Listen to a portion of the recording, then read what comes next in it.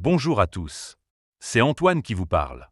Gabriel, tu ne vas pas croire ce que j'ai fait hier soir. J'ai essayé de faire des croissants maison. De vrais croissants français. Bienvenue sur Wow Spoken French, chers auditeurs. Des croissants maison? Toi, Antoine, tu es la personne la moins douée en cuisine que je connaisse. Comment ça s'est passé? Eh bien, c'était une catastrophe totale. J'ai passé 4 heures dans la cuisine. La pâte était partout. Sur mes mains, sur le comptoir, sur mon visage. Et à la fin, mes croissants ressemblaient à des rochers plats. Ah, je le savais.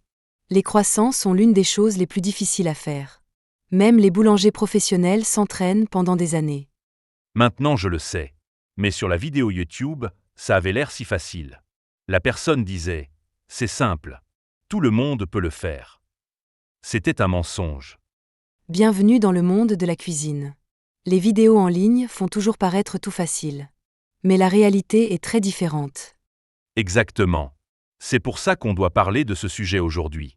Les recettes qu'on essaie. Les succès, les échecs, tout. J'adore ce sujet. Parce que moi, j'aime vraiment cuisiner. Et j'ai essayé beaucoup de nouvelles recettes récemment. Vraiment? Raconte-moi. Qu'est-ce que tu as fait? Et surtout, est-ce que c'était bon? Alors, la semaine dernière, j'ai fait un gâteau au chocolat avec de la courgette. Oui, tu as bien entendu. De la courgette dans un gâteau. Quoi? De la courgette? Dans un gâteau? Ça semble horrible. Pourquoi tu ferais ça? Je sais que ça semble bizarre. Mais écoute, la courgette rend le gâteau super moelleux. Et on ne goûte pas du tout le légume. Juste le chocolat. Je ne te crois pas. Un légume dans un dessert? C'est une abomination. Je te jure. C'était délicieux. Même mon frère, qui déteste les légumes, a adoré. Il en a mangé 3 morceaux. Peut-être que je devrais essayer. Après mon échec avec les croissants, je cherche des recettes plus faciles. Oui. Les gâteaux sont beaucoup plus faciles que les croissants.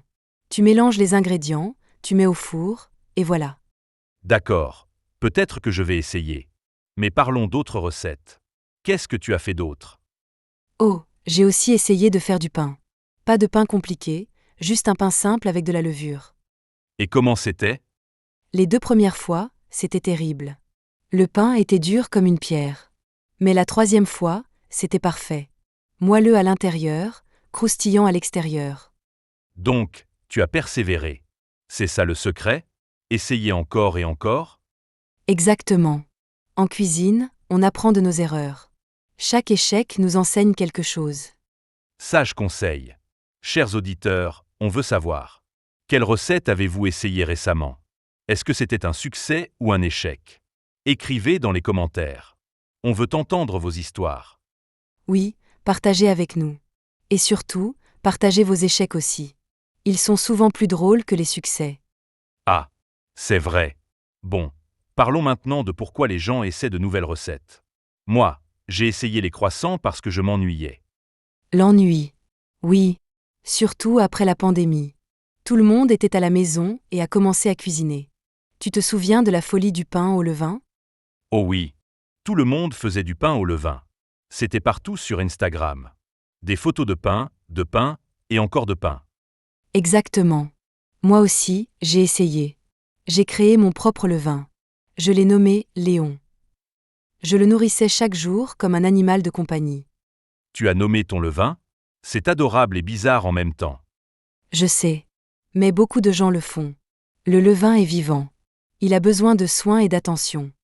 Intéressant. Et tu l'as encore, ce Léon? Non. Il est mort après 2 mois. J'ai oublié de le nourrir pendant 1 semaine et il n'a pas survécu. C'était triste. Ah, pauvre Léon. Bon, parlons maintenant des défis de suivre des recettes. Pour moi, le plus difficile, c'est les mesures. Oh oui. Surtout quand la recette est en tasses et cuillères américaines. En Europe, on utilise des grammes et des millilitres. Exactement. Une tasse de farine, c'est combien de grammes? Je ne sais jamais. Et ensuite, je dois chercher sur Internet pour convertir. Oui. Et aussi, les fours. Chaque four est différent. La recette dit 180 degrés pendant 20 minutes, mais dans mon four, ça brûle. Je dois ajuster. C'est vrai. La cuisine n'est pas une science exacte. Il faut adapter, expérimenter, goûter. Absolument. Et les ingrédients aussi. Parfois, on ne trouve pas l'ingrédient exact mentionné dans la recette. Oui. Moi, une fois, une recette demandait de la crème fraîche épaisse. Je n'en trouvais pas au supermarché. J'ai utilisé de la crème normale. Le résultat était complètement différent. Ah, ça m'est arrivé aussi. Une fois, j'avais besoin de beurre. Personne ne vend du beurre ici. J'ai dû le faire moi-même avec du lait et du citron. On devient créatif par nécessité. Bon, parlons maintenant de quelque chose d'amusant. Les recettes virales sur Internet. Oh oui. Ces recettes qui deviennent populaires du jour au lendemain. Tu te souviens des pancakes japonais très épais? Oui. Ceux qui sont super moelleux et qui tremblent. J'ai essayé de les faire. C'était un désastre. Ils se sont effondrés immédiatement. Ah, moi aussi. Ces pancakes sont beaucoup plus difficiles qu'ils ne paraissent. Il faut battre les blancs d'œufs parfaitement. Exactement. Et les pâtes feta. Tu te souviens de cette recette virale? On met un bloc de feta dans un plat, on ajoute des tomates cerises et on fait cuire au four. Oh oui. J'ai essayé ça. Et tu sais quoi? C'était vraiment bon. Simple et délicieux. Une des rares recettes virales qui fonctionne vraiment. Vraiment? Peut-être que je devrais essayer. J'ai besoin de succès après mon échec avec les croissants. Oui, et c'est presque impossible de rater cette recette. Bon, parlons maintenant de la pâtisserie. Tu as mentionné que tu as essayé les croissants. Quelle autre pâtisserie tu aimerais essayer? Hum, peut-être des macarons? Mais j'ai entendu dire que c'est encore plus difficile que les croissants. Oh oui. Les macarons sont notoirement difficiles. Ils sont très sensibles. L'humidité, la température, tout affecte le résultat. Alors peut-être pas les macarons. Peut-être des cookies? Les cookies sont faciles, non? Les cookies sont relativement faciles. Mais même là, il y a des techniques. Tu veux des cookies croustillants ou moelleux? Plats ou épais? Je ne savais pas qu'il y avait tant de variables. Je pensais que la cuisine était simple.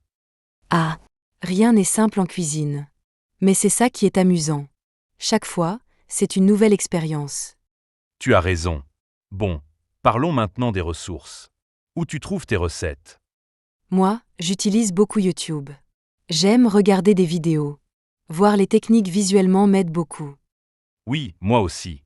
Mais comme j'ai dit, parfois les vidéos font paraître tout trop faciles. C'est vrai. Il faut choisir des vidéos de vrais cuisiniers, pas seulement des influenceurs. Les vrais cuisiniers expliquent les erreurs possibles. Bon conseil. Quoi d'autre? Tu utilises des livres de cuisine? Oui. J'ai quelques livres de cuisine que ma mère m'a donnés. Les recettes traditionnelles. Elles sont testées depuis des générations. Ah, les recettes de famille. Elles sont les meilleures. Ma grand-mère avait un cahier avec toutes ses recettes écrites à la main. Que c'est mignon. Tu l'as encore? Oui, c'est mon trésor. Mais ses instructions sont parfois vagues. Elle écrit des choses comme une pincée de sel ou jusqu'à ce que ça ait l'air bien.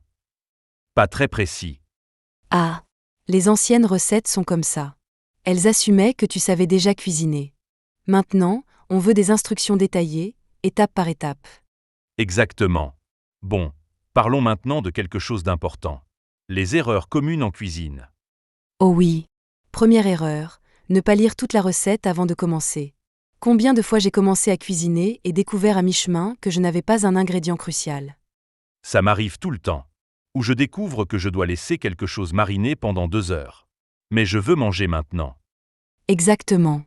Deuxième erreur, ne pas préparer tous les ingrédients avant. On appelle ça mise en place en français. Mise en place? Qu'est-ce que ça veut dire? Ça veut dire que tu prépares tout avant de commencer à cuisiner. Tu coupes tous les légumes, tu mesures tous les ingrédients, tu as tout prêt. Ah, comme dans les émissions de cuisine. Ils ont toujours tout dans des petits bols. Exactement. Ça rend la cuisine beaucoup plus facile et moins stressante. Je devrais faire ça. Troisième erreur? Ne pas goûter pendant qu'on cuisine. Il faut goûter constamment et ajuster. Plus de sel? Moins de sucre? On ne le sait que si on goûte. Bon conseil. Quatrième erreur? Utiliser un feu trop fort. Beaucoup de débutants pensent que plus chaud c'est mieux. Mais non. La plupart des choses cuisent mieux à feu moyen. Ah, peut-être que c'est pour ça que je brûle toujours tout. J'utilise toujours le feu au maximum. Oui. Baisse le feu. Sois patient. La cuisine demande du temps. D'accord, je vais essayer. Chers auditeurs, deuxième question. Quelle est votre plus grande erreur en cuisine? Qu'est-ce que vous avez appris? Dites-nous dans les commentaires. Oui, on veut apprendre de vos expériences. Bon, maintenant, parlons de quelque chose d'amusant. Les plats qui ont complètement échoué. Ah, j'ai tellement d'histoires. Une fois, j'ai essayé de faire une soupe. J'ai mis trop de sel. Elle était immangeable. J'ai dû tout jeter. Le sel. Oui, il faut être prudent. On peut toujours ajouter plus, mais on ne peut pas enlever. Moi, une fois, j'ai confondu le sucre et le sel. J'ai fait des cookies salés. Non. Des cookies salés? Comment tu as pu confondre? Ils étaient dans des contenants identiques. Je n'ai pas vérifié. J'ai mis du sel en pensant que c'était du sucre. Le résultat était dégoûtant. Je peux imaginer. Bon, parlons maintenant de quelque chose de positif. Les recettes qui ont vraiment réussi. D'accord.